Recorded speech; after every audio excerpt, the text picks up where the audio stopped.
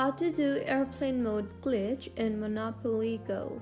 Hello everyone, I am Bishaka and welcome to our channel.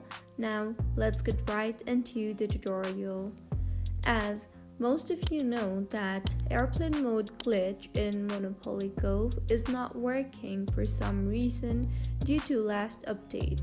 So the solution for this is to use a VPN to get more dice rolls before getting the no internet message.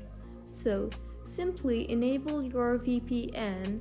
You can use any kind of VPN for it. So go ahead and open your VPN and get connected to a VPN, and now you can start rolling dice and write down every number that you are getting. Make sure that this is temporary and will not work every time. So this is how you can do airplane mode glitch in Monopoly Go.